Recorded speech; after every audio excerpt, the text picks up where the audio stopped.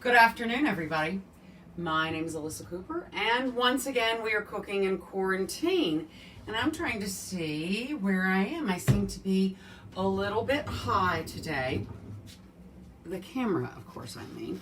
So let's see what I can do to kind of tilt me just a little bit better.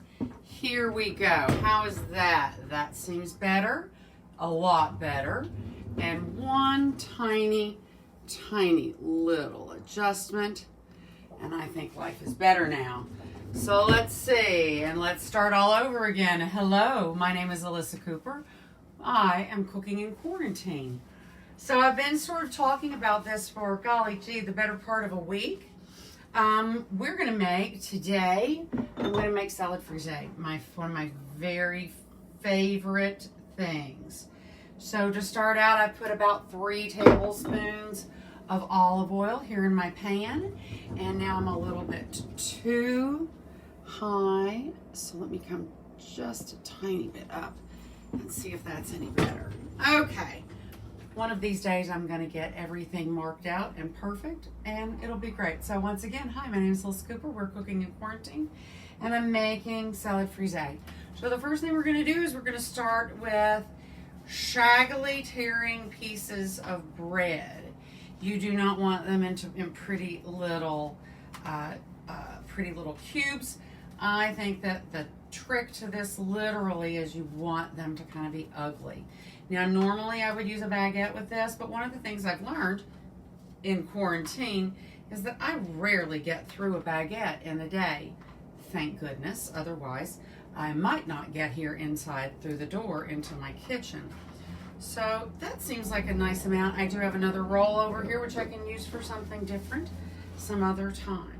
So as soon as this seems to be nice and warm, which it does, I'm gonna take this and I'm gonna toss these little guys in here. And then I wanna make sure that they get coated with the oil, because they're gonna cook for quite a while until they get nice and brown, right? Now, in a perfect world, I would have all the time in the world for this, and I would wait, until these are cooked, and then I would use this same pan to start the second part of making salad frisée. And I'm not going to make you or me spend the whole day here watching me do that. And I don't have the magic of television working for me. You can't get that little guy to turn over. Here we go. Now, that's a good little pan of potentially perfect little breadcrumbs here. I am going to move this back to the back burner so I can use the front burner for more interesting things. So let's see. I'm going to now make the dressing, and suddenly my pans aren't where I think they are. Here we go. Pan number 2. Like I said, normally you could do this in just one pan, but I'm going to try to do this a little more quickly for you. I do have my Friseé over here, and it is washed and draining. Another thing, like I said, if you guys remember when I had my 100th show, I said no more going out on wild quail's egg chases. And this is an example of that. Really, if you're making salad frisée, you ideally want to get to your butcher so that you can have strips of bacon cut that are like a ½ inch thick. That's lardons, right? You want to have nice, thick cut bacon. Couldn't find any within spitting distance of my house. You know, I used to think that I lived in New York, but maybe I don't. Maybe I have been transported to some new and different place. But anyway, I'm cutting these all about a ½ inch wide, right? Here we go. Nice pieces of bacon. And the great thing about this salad is it's so delicious and so tasty. It can be a side dish, it can be a first course, but you can also add protein to it, and it then becomes a main course, right? I am going to put blue cheese on mine. And if I were entertaining, I might do like maybe freeze a filet and cut it super, super thin and do a quick stir fry with some herbs de Provence or something, because you know how I love them. Hello, Kathy. So anyway, hopefully maybe you've got some slab bacon at home. Those of you who live out there in the country and understand what it is. I can't even find, like Jimmy Dean style sausage. I've had a request, I think I mentioned the other day, somebody wants my lasagna, and I've got to now go on a wild lasagna, a wild sausage search in order to find the right sausage to make my mom's. Actually, now it's mine because I fixed it up and made it mine in a unique way.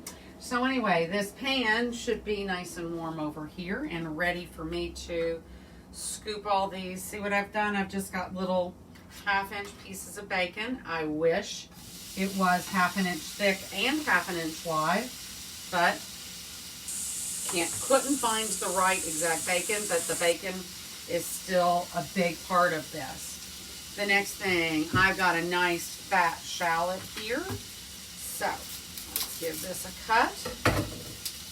And that seems to barely, it's almost like it just barely has a baby in there. Let's give that a cut down the middle. And get that skin off the edges. Get the skin off the edges. And I'm just going to give them a really quick, just run them so that they're cut in half ringlets, right? I don't need for them to be very thick. And I probably don't need this whole shallot because the recipe I'm kind of going off of calls for 8 cups of Friseé. And while I love Friseé, I can't imagine what 8 cups of it would be like going through my one body. So there's that. Fantastic. So nice rings. I'm going to pop them out here, right, so that they cook right. Well, something fell in the empty apartment next door to me just now. That's always a little spooky. Do you think we have squatters or somebody's working in there? Maybe they're working in there. Who knows? So here we go. And here we go. All right then. So I've got my onions ready to go. I really kind of should have moved my bacon around before I put it in here. There we go. Oh, nice. And I should probably move my bread around because it's starting to brown, my bread is. Beautiful. Let's give those guys, everything. I'm going to take my tongs and here we go. Oops, no. Get them all turned because I do want them to be nice and crispy. Turn over and stay over. It's like it doesn't want to stay. Here we go. Turn that over. Turn that one over. I like a good crispy homemade crouton. There we go. And I think this is maybe the last piece to turn. And I am, while those are doing and while this is cooking, get a little piece of paper towel ready to go with the croutons. And then I'm going to season them when they come out of the pan. Bacon, bacon, bacon. Yum, yum, yum. What is better than bacon? I remember I was on an airplane a few years ago, and the in-flight magazine, now you know that I was not prepared for this flight if I'm reading the in-flight magazine.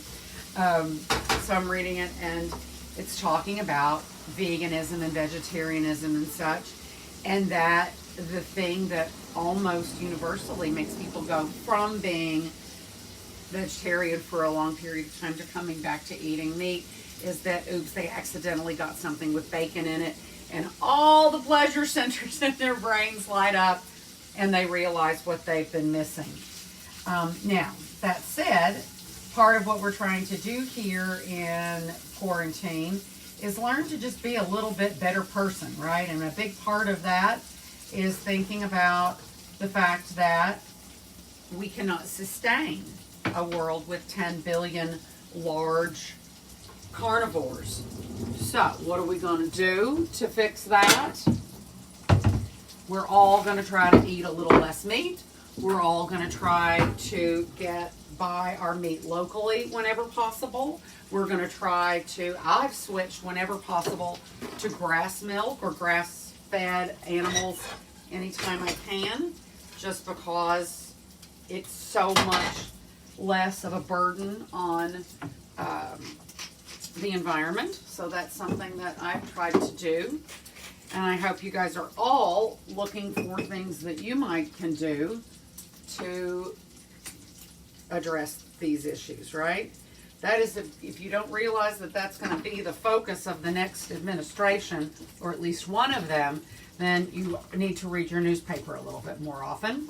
And that's another thing. If you don't support a local newspaper, do that today. Next, so my bacon is still cooking. It's not quite, to me, crispy enough to move on to the next, which is going to be, we're going to add these little guys, the shallots. But I do want my bacon to be crispier, because when you do this, we're introducing water, right? And I like to have a little crispy bacon if we possibly can. So I'll just ignore the bacon for a second or two. And we'll throw a few things in the rubbish. That's another thing I'm going to try to do, introduce here on Cooking in Quarantine in the next little bit, is as soon as I find a cute box, something like this, like that has this cute little rubber thing, I'm going to start separating my vegetable waste, my food waste from other waste in the kitchen. My mom always did that. It's not a habit I ever got into because A, I didn't have pigs in the back to feed that to. And secondly, frankly, as we've talked about, I never cooked that much. I mean, not at least for myself on a regular basis. It's too simple to grab and go something when you live alone, especially in New York, where at least before things started closing down before COVID, there was anything you wanted within picking distance. So all that said, this bacon is getting close, close, close. Now, I did know how to cook because I have an IQ above 80 and I learned how to cook. Of course I did, as we've talked about. I've worked in some really fine restaurants in my life and gotten to watch world-class chefs at work. And so that is a big, big, big, big, big foot up for me in being able to fake my way through cooking. Right? All right, guys, so here is all of this. I don't believe that the recipe said anything at all about removing the bacon fat. That doesn't seem reasonable, does it? So, here we go. Shallots. Let's get those guys in there and let them start cooking. And when they get to be translucent, the next step is to add red wine vinegar and honey. So, let's get ready. Red wine vinegar and honey. So now I am sort of, this is false advertising. This may look like a Trader Joe's button, but it is actually local honey that I put into a squeeze jar. Okay, this is looking nice, nice, nice, nice, nice. Oh, my goodness. So I am sort of here kind of just purposely trying to focus on what I'm doing here and not think too much about what could possibly be ahead of us in the coming days. I am appalled, as you know, if you watched Insurrection Edition here, that I am appalled and horrified by what happened last week. And with every day, there is something more that we find out that somebody was live tweeting the speaker's a location, hoping that people would be murdered. They were ready to take people hostage. This is just not okay, guys. And, you know, I've said it before. I know that there are a lot of you out there who either are or are married to people who are hunters and that kind of thing. But it was never a situation that I felt really comfortable with. I understand that, especially for deer population, that we have so encroached upon their space that we need to thin their herd, otherwise people will die. I get that. But we also all might remember that we've encroached upon their space, not the other way around. Let's see. I'm going to get out a measuring cup because I am just kind of winging this, right? All right, so these little guys are getting awfully close to looking like they're going to pop right over to being translucent. And they're even starting to brown just a little bit here. And beautiful, beautiful, beautiful. Oh, the smell is just marvelous in here. So again, I'm making about a half of this recipe, which calls for a quarter cup of this Y.U.M stuff. And it just occurred to me all of the fat, all of the olive oil went into the bread. So that's funny. And it also calls for a tablespoon of this. So, I don't know. Let's just wing that a little bit. I like sweet. A little bit. A little bit, a little bit. And then I'm going to also need a few chives to dress this with. So, let's get a few chives here. Thank you, Uncle Vinny. And I'll give these guys a little rinse. But I think that probably...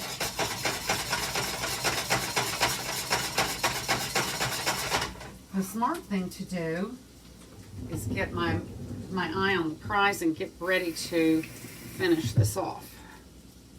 So, I figure these things are pretty rinsed, right? And get that a little cut off the edge so that all the nice pretty green part is available. Put that aside. Oops. All right, heat off. Let's turn the heat off. And then I will hope that all this comes right out. And then there's the vinegar. And here comes the honey. And it's still nice and hot. And it's sizzling. Yum, yum, yum. I know that there's a place, I don't know if it's still in business, but when I was a kid, we always loved to go to Rafferty's in Lexington because you could get their hot bacon dressing on a salad with a yummy croissant on the side, right? That was great. All right, guys, so there it is. It's ready to roll. And here's all we're going to need is a nice bowl or a nice plate. Voila. I've opted for a pasta bowl because I have one handy here and I don't have to move anything for it. And here's my Frisée, all nice and drained. And I am going to trim off some of the very ends of it, which I did not quite yet do. So let's just get those little ends a bit. And then I just like to kind of arrange it prettily in the bowl. Because, like I said, it's one of those things that depending on what you pair it with, you might use it as a first course. It might even be your primary course. I very often will order salad, Friseé, and French fries and champagne, and that is a meal to me. Really, one of my favorites too. So I'm going to kind of give my my little chives through here and give them a little sprinkle here.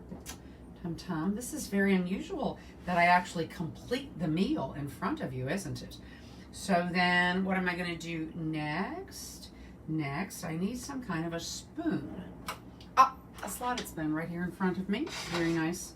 So we'll take this and give this a little bit right here on top. Make sure we get bacon, aplenty. Oh, so yummy. And a little drizzle. Here we go. A little drizzle. Come on, drizzle, baby, drizzle. Beautiful. Excellent. It's always a little, when you do this, because the vinegar, hot vinegar, you know, in your eyes is always a little, whoo, holy moly. So here is, I got a little chunk of Maytag blue. Frankly, sometimes I buy the piece of cheese I buy is because it's the smallest of all the blues, you know, that I couldn't find one that was smaller than, like, you know, the $15 chunk of blue cheese. Well, I didn't need that much blue cheese, especially since I had a little blue cheese last week. So I'm just gonna fleck a little blue cheese onto this, because don't you think that sounds delicious? And now, if you wanted to, a little glass of red wine would be fantastic to pair with this. Just a little bit more, I think. And beautiful. Oops, don't get the cheese or the foil in. And if you'll notice, I did cut my thumb flecking it off. So there's probably a little Ellisa in here.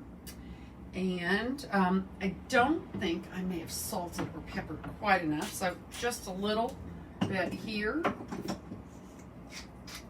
A little bit here.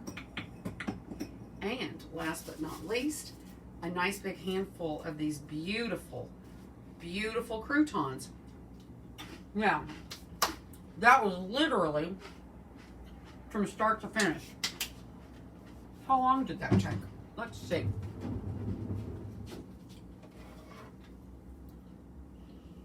$20?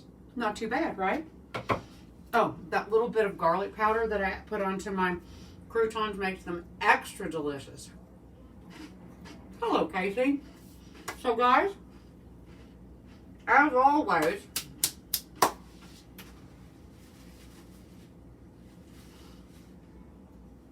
on Cooking in Quarantine, remember, do good. Do something good for yourself. Get some exercise. Eat beautiful food. Get your plenty of water. I have this little list over here that we talked about before. An hour of exercise, 2 liters of water, 3 cups of tea, 4 colors on your plate, 5 minutes of meditation. If you do those 5 things today, we'll talk tomorrow. We'll add the other 5. I love you all. Love, love, love, love. Love you all. And thank you for being here. Thank you for giving me purpose.